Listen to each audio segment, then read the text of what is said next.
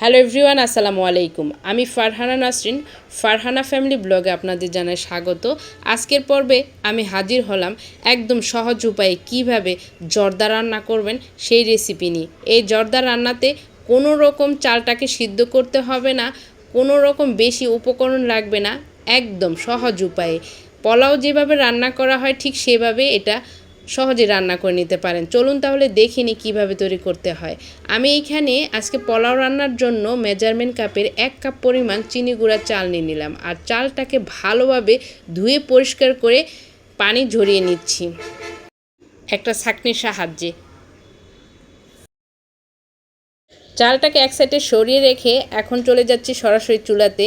যে পাত্রে আমি জর্দাটা রান্না করব সেই পাত্রের মধ্যে আমি 1/4 কাপ পরিমাণ ঘি নিয়ে নিলাম।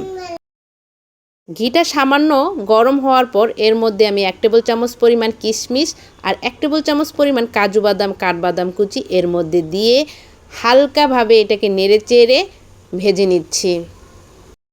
চুলার তাপমাত্রা কিন্তু একদম লোতে আছে। এখন আমি এটাকে তুলে নিচ্ছি। দেখুন কিশমিশগুলা কতটা ফুলে উঠেছে। এখন সবগুলা বাদাম আর কিশমিশগুলাকে আমি তুলে নিচ্ছি।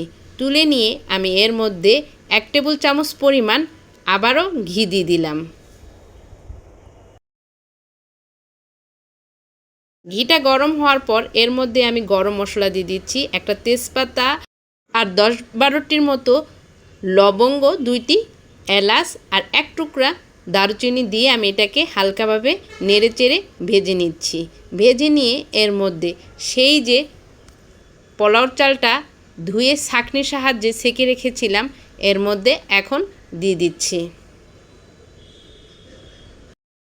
পোলাওর চালটা দেওয়ার পর 1 মিনিটের মতো এই ঘিয়ের সাথে আর এই মশলার সাথে আমি ভালোভাবে নেড়েচেড়ে মিশিয়ে নিচ্ছি। এটাকে পোলাওর মতো এত অতিরিক্ত ভাজার দরকার নাই। এখন আমি এর মধ্যে দিয়ে দিচ্ছি মেজারমেন্ট কাপে 2 কাপ পরিমাণ পানি। যেহেতু আমি চাল নিয়েছি 1 কাপ, সেই জন্য এর মধ্যে পানিটা দিয়ে দিলাম ডাবল। এখন এটাকে নেড়েচেড়ে এর মধ্যে সামান্য পরিমাণ জর্দার রং দিয়ে দিলাম। জর্দার রংটাকেও ভালোভাবে মিশিয়ে নিচ্ছি নেড়েচেড়ে। আর সামান্য পরিমাণ লবণ দিয়ে দিচ্ছি, এতে করে জর্দার টেস্টটা আরও বেড়ে যাবে। এখন ঢাকনা দিয়ে ঢেকে আমি অপেক্ষা করছি পানিটা পুরোপুরি টেনে আসা পর্যন্ত। ঢাকনাটা সরিয়ে নিচ্ছি। দেখুন পানিটা কিন্তু পুরোপুরি টেনে আসছে।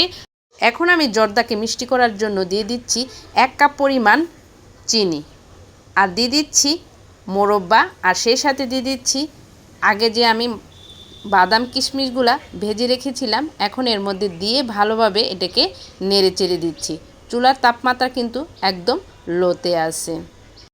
ভয় পাওয়ার কোনো কারণ নেই, দেখবেন এই চালের গরমে চিনিটা একদম গলে যাবে। আর চালটা তো এমনিতেই আগে থেকে সিদ্ধ হয়ে আছে, এতে কোনো সমস্যা হবে না।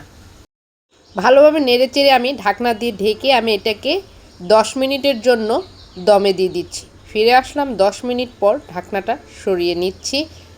জর্দাটা কিন্তু আমার প্রায় হয়ে গেছে। এখন আমি চালটাকে আবারও একটু নেড়েচেড়ে উপর নিচ করে নিচ্ছি। আর দেখে নিশ্চয়ই বুঝতে পারছেন এতে অতিরিক্ত আর শিরা নেই, চিনিটা পুরোপুরি মিশে গেছে আর চালটাও কিন্তু পুরোপুরি সিদ্ধ হয়ে আসছে। এটা ঠান্ডা হলে একদম পারফেক্ট জর্জরে হবে।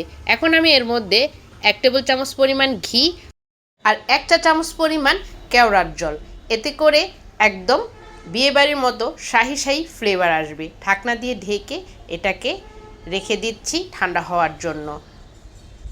জর্দাটা দেখুন পুরোপুরি ঠান্ডা হয়ে গেছে আর তৈরি হয়ে গেল মজাদার ঝরঝরে জর্দা পোলাও। আশা করছি যারা কোনো দিন জর্দা বানান নাই আমার রেসিপিটি ফলো করে এইভাবে ঘরে জর্দা তৈরি করে নেবেন আর পরিবারের সদস্যদের আর বন্ধুবান্ধব আর নিজে উপভোগ করবেন। এখন আমি এর মধ্যে দিয়ে দিচ্ছি বেবি সুইটস, এটাকে আরও আকর্ষণীয় করার জন্য। সবার সুস্বাস্থ্য কামনা করে বিদায় নিচ্ছি। আবারও হাজির হব নতুন কোনো রেসিপি নিয়ে। আল্লাহ হাফেজ।